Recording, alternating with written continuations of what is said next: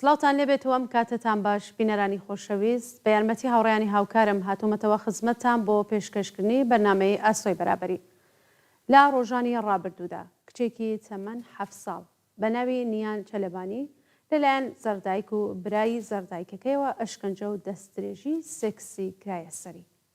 ئەو کچە بێتاوانە بەهۆی خوێنبەربوون لە نەخۆشخانەی ورمەی گیانی لەدەستە و بڵاوبوونەوەی هەواڵەکەی شەپۆلێک لە ناڕزایەتی بەدوای خۆی داهێنا.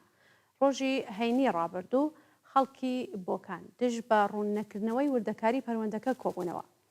بەڵام کۆماری ئیسلامی هەوڵ دەدات ئەم تووڕەیەی خەڵک بەلا ڕێدا بات. بۆ منداڵان ئەمنیەتیان نییە. ئەمانە و چەند پرسیاری تر و هۆکاری سەرەکی توندوتیژی دژ بە منداڵان دەخەمە بەر باس و گفتوگۆ لەگەڵ بەڕێز کاک فایق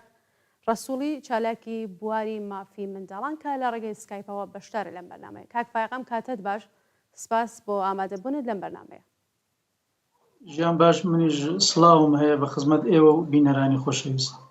زۆر سپاس بۆ بەشداریتان. کاک فایق هەر وەکو لە پێشەکیەکە ئاماژەم پێکرد، نیانی تەمەن 7 ساڵ لە یەک هەفتەی ڕابردوودا بووە قوربانی توندوتیژی و بووە هۆکاریەوەی کە ئەم منداڵە 7 ساڵە گیانی لە دەست بدات. هۆکاری سەرەکی توندوتیژی دژ بە منداڵان لە ئێران چێوە بۆچی کارەساتی هاوشێوەی نیان لە ئێران ئاوا دەقۆمێت؟ بەڵێ، من پێم وایە سەرەتا باز لەوە بکەین ئەسڵەن توندوتیژی چییە؟ ئەساسەن هەر جۆرە ڕەفتارێکی فیزیکی یا غەیرە فیزیکی، کەلامی یا بە هەر شێوەیەکی دیکە کە کەسێک دەیهەوێ خۆی فەرزکا بەسەر کەسێکی دیکە داوت خۆی تەحمیلکا بەسەر کەسێکی دیکەدا دەتوانین پێی بڵین توندوتیژی. یعنی جوابێکی نادروستە بە چالشەکان یا لە تەعامل ئینسانیەکاندا کە دێتە پێش. هەڵبەت بە هۆکاری ئەوەی کە منداڵ ناتەوانە، زۆر جار توندوتیژەکان کە بەرامبەر بە منداڵ دەکرێن شاراوە دەمێننەوە بەداخەوە و هەرگیز گەورە ساڵان پێی پێ نابن. و ئەوەی کە بۆچی توندوتیژی هەیە پێم وایە وەڵامەکە لە نێو خودی پرسیارەکەدا هەیە، ئەوەی کەسن توندوتیژی هەیە چون لە کۆمەلگەدا. بەڵام بۆچی توندوتیژی هەیە؟ من پێم وایە بۆ تاوتۆکردنی هەر دیاردەیەکی کۆمەڵایەتی و بە تایبەت دیاردەیەکی ئەوڕۆ کە باحسی لێ دەکەین کۆمەڵایەتی وەکو توندوتیژی لەسەر منداڵان دەبێت بگەڕێینەوە نێو بافتی کۆمەڵایەتی و سیاسی و ئابووری و فەرهەنگی نیو ئەو کۆمەلگایە. تۆ بڕوانە بۆ نمونە لەباری ئابووریەوە تۆ ئەسەن ئەگەر مێژووی چەند هەزار ساڵی بەشەر تاوتۆ دەکەی دەبینی لە دوای بە وجود هاتنی مالیکیەتی خصوصیەوە منداڵ دەبێت بە ئەبزاری پاراستنی میراتی باوک بۆ نەسلی داهاتوو بۆ بەرەی داهاتوو هەر لەوێوە بوونە بە ئەبزاری منداڵ و توندوتیژی لەسەر منداڵ فۆرمولە دەکرێتەوە بە شێوەیەکی سیستماتیک دێتە نێو ژیانی کۆمەڵایەتیەوە. یا لە دنیای مۆدێرندا ئەوڕۆ ئەمە مناڵانێک بەهۆی تەوزیعی نائادڵانەی سەروەت، تەقسیمی نائادڵانەی سەروەت کە چینی باڵادەست و پایندەست بە وجودەوە بەرحەڵ جامعەی چینایەتی ئێمە ئەوڕۆ کە ژیانی تێدا دەکەین، بەشێکی زۆر لە ئەو بنەماڵانەی کە لەباری ژیانی ئابووریەوە تووشی کێشەن لەباری دەرونیشەوە تووشی کێشە دەبن و ئەوە لەسەر هەڵسوکەوتیان لەگەڵ مناڵان تاسیر دادەنێ و جیالەوەی بەشێک لە منداڵان تەبدیل دەبن بە منداڵانی کار لەو بنەماڵانەدا. و ئێمە ئەوڕۆ دەزانین زۆرترین ئاماری دەستدرێژی جنسی و سێکسی لەسەر منداڵان لە نێو منداڵانی کاردایە. یا لەباری کولتوریەوە تۆ وەختێکە دەڕوانیە دیاردەی توندوتیژیەوە تاوتوێ دەکەی. ئێمە دیاردەیەکمان هەیە بە نێوی پیاو سالاری کە لە خودی لە تربیەتی سەرەتایی مناڵەوە ژیانی مناڵەوە تا گەورە ساڵی پیاو سالاری لەگەڵ مناڵدا دەژیت و بەو شکڵە مناڵ گەورە دەبێت لە شێوەی پۆشینی ڕا، لە شێوەی قسەکردنی ڕا، تەنانەت کڕینی ئەسباب بازیەکان ڕا، چوزانم ڕەفیقەکانی ڕا، تا ئەوەی کە واردی وردە دەورانی مێرمنداڵی و گەورە ساڵی دەبێت و لەگەڵ پەدیدەیەک بە نێوی نامۆسپەرستی بە تایبەت مناڵانی کچ ڕوبەڕوو دەبنەوە. ئەمە هەر دوێنێ بەداخەوە لە پیرانشار کچێکی تەمەن 17 ساڵان تەنیا و تەنیا بە دەلیلی ئەوەی کە ڕەفیقێکی کوڕی هەبووە، باوکی بە خراپترین شێوە کوشتوویە. من دڵنیام هەر ئەو باوکە ئەگەر 3 ساڵ لەمەوبەریش لە تەمەنی 13 ساڵەیشدا ئەو کچەی خوازبێنێکی هەبا بە دڵاوەڵایەوە کچەکەی دەدا بەشوو بێ ئەوەی کە بیر لەوە بکاتەوە کە ئەوە تعڕوزی پێدەکرێت. من دڵنیام ئەگەر ئەو باوکەوە دەیان و سەدان باوکی تر کە معتەقیدن بە ناموسپەرستی ئەگەر ئەو ڕۆژە لە بۆکان ببان دەهاتنە سەر خیابانەکان و تێکڵاوی ئەو خەڵکە دەبوون کە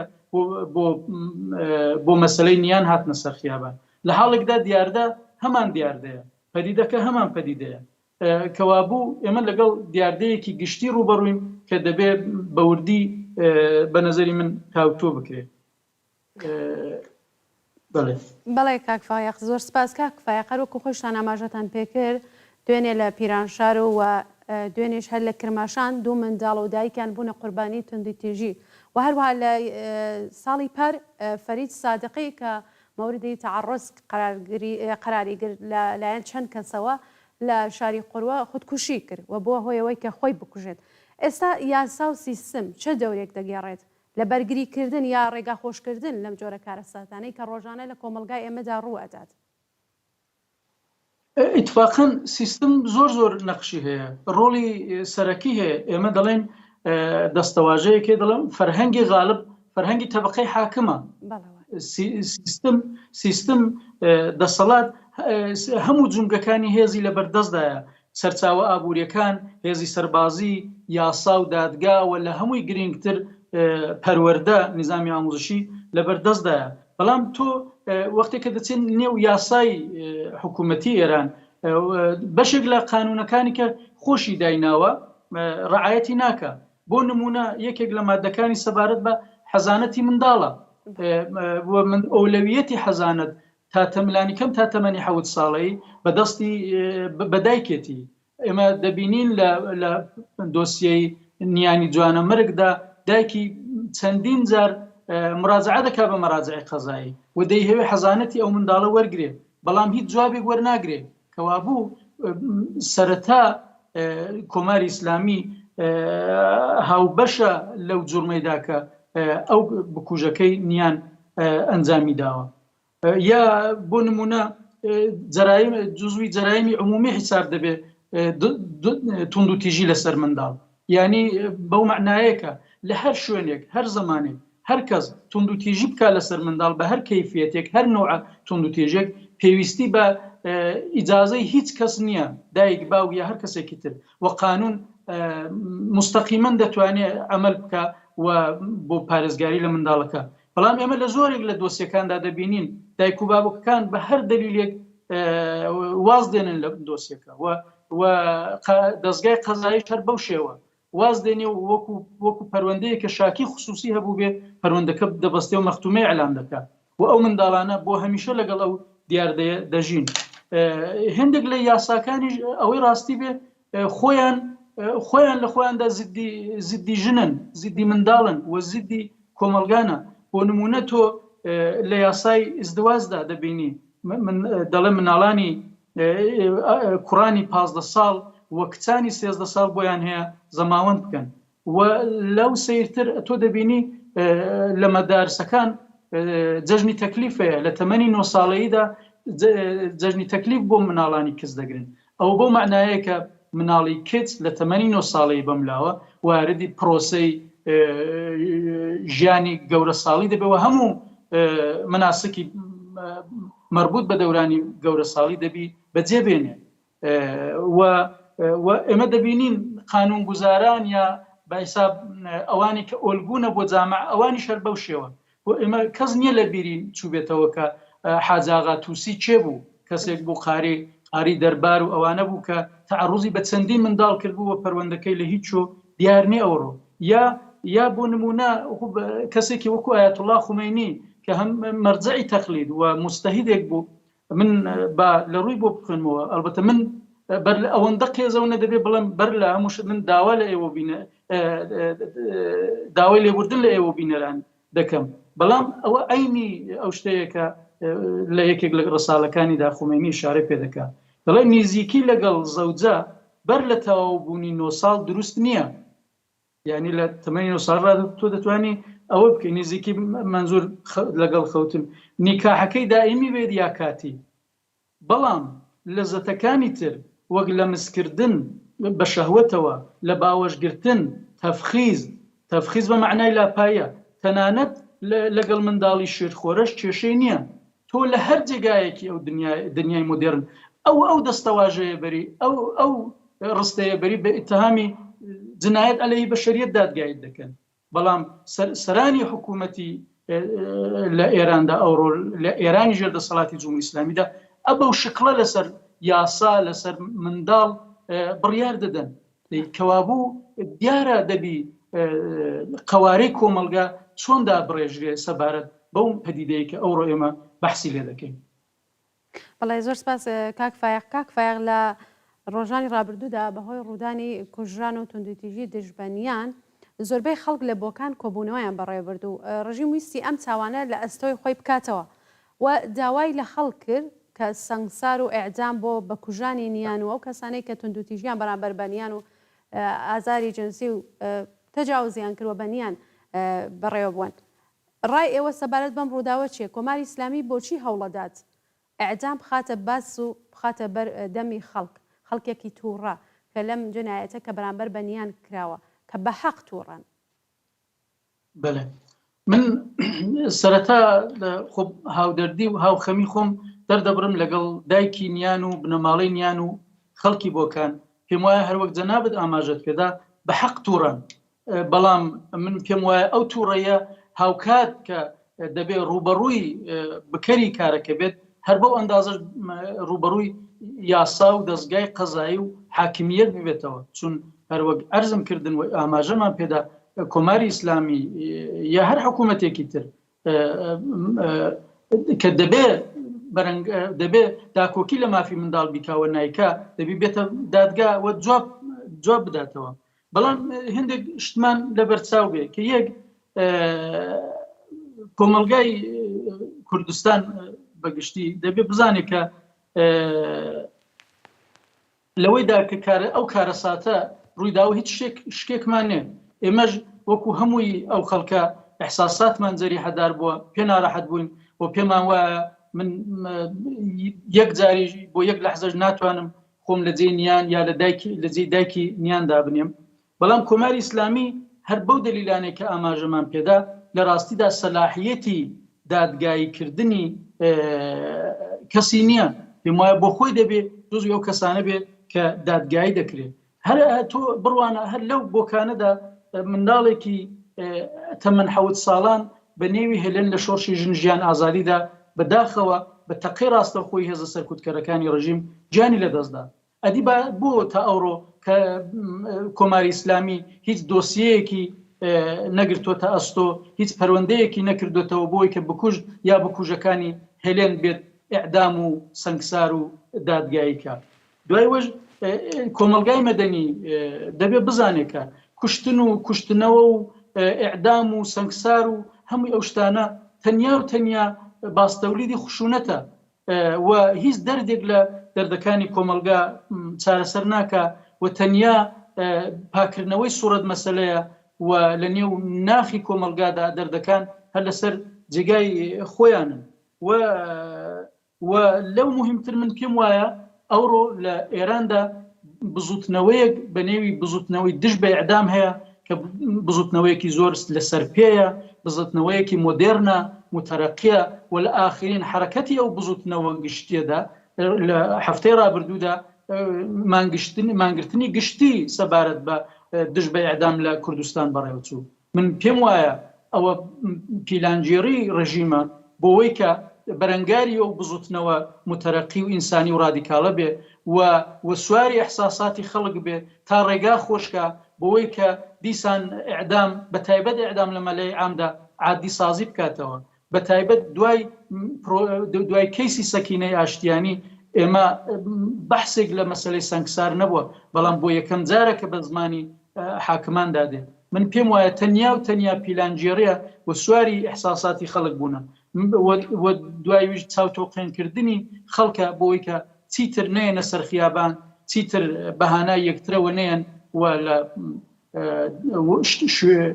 مبارزەیەکی وەکو مانگرتنی گشتیدا یا بزوتنەوەیەکی وەکو بزوتنەوەی دژ بە ئەعدامدا متەشەکل نەبن. بەڵام ئەیەوێتیش تەفرەقە بخاتە بینی خەڵک بەم کارەی ڕاتان چی ئایا گەرەکی نییە تەفرەقە بخاتە بینی خەڵکەوەی کە خەڵکی کوردستان هەروەکو خۆتان ئاماژەتان پێدا لە 46 ساڵی ڕابردوودا دژ بەم ڕژیمە بوون. ئێستا کەسێکی وەکو دانێ لە کاربەدەستانیان تێم بۆ خەڵک سخۆڕانیە کات و داوایەوە کە سەنگساری ئەم کەسانە بکات. ئەمە لێرەدا تەفرەقەیە دروستە بێ خەڵکێک کە نەبایە دامێژن خەڵکێکە بەهۆی ئەو ئەحساساتە و کێوە باستان کرد ئەی هەوێ ئەعدام بکات. قەتحەن ئەو بە هەر ئەندازەکە بتوانێت دەخالەت دەکا لە دەیهەوێت شکست بێنێ بەو بزوتنەوە متەرەقی و ڕادیکاڵ و متەشەکلەی خەڵک و قەتحەن بە هەر دەرەجەیەک بتوانێت تەفرەقە بخاتە نێو کۆمەڵانی خەڵک موفق بووە. بەڵام هەر بۆ ئەندازش بۆیە دەبێت خەڵکیمە زۆر وشیارانە عمل بکەن، زۆر وشیارانە هەڵسوکەوت بکەن لەگەڵ بابەتەکە و هەروەک عەرزم کردن فریوی ئەو چەواشەکاریانە و فریوی ئەو پلانجێڕیانە نەخۆن و داوای دادگایکردنی بکوژ و بکوژەکانی نیان وێڕای حاکمان بکەن کە بەشداری ئەو جنایەتەن بەڕاستی. بەڵێ کاک فایق ئەرکی سەر ئەستۆی چالاکانی مەدەنی و سیاسی و میدیاکان چییە بەڕای ئێوە؟ دیارە ئەو جنایەتەی کە بەرامبەر بەنیان کراوە زۆر دڵتەزێنەوە هەر ئینسانێک یازادی خواست ناتوانێت لێی خۆی بوارێت و لەسەری قسە نەکات. من پێم وایە هەر وەکو چالاکانی مەدەنی وەکو کەسێکی خۆم لە 45 ساڵی ژیانمدا 26 ساڵی تەرخانم کردووە لە دەورانی مێر منداڵی و بە چالاکی مەدەنی بە تایبەت زۆرتر لە بواری مناڵان و ژناندا پێم وایە کۆمەلگای مەدەنی وە چالاکانی مەدەنی هەرو کارە بکەن کە تا ئێستا کردویانە. ئێمە بزوتنەوە کۆمەڵایەتەکان بە هەموو نەقسەکانیانەوە بە هەموو کەم دەسەڵاتیەکانیانەوە ساڵهایە لەو کۆمەلگای ئێران بەگشتی و بە تایبەت کوردستاندا کار دەکەن بۆ پێکێنانی دنیایەکی باشتر، دنیایەکی ئینسانیتر و بۆ کەمکردنەوەی ئاسیبەکان و ئەو دیاردەن خێزەونانە کە لە کۆمەلگای کوردستاندا هەیە. تەنانەت زۆر جار جێگای حکوومەتیان گرتوێتەوە و ئەو کارانەی کە حکوومەت بە یاسا و ڕێسا و بە هێز دەبێ بیکە چالاکانی مەدەنی کردویانە و تەنانەت زۆر جار لە خەلەئی لە دەستڕێزنەبوونی حیزبێکی سیاسی و ڕادیکاڵ و پێشڕەودا جێگای ئۆپۆزیسیۆن و حیزبی سیاسیشی کردوێتەوە چالاکی مەدەنی و لەو جێگایانەدا کە جمهوری ئیسلامی مقاومەتی کردو لەگەڵ گۆڕان، مقاومەتی کردو لەگەڵ تەغیر، دیسان بەرەنگاری بۆتەوە هەزینەی بۆ داوە. ئێمە پێم وایە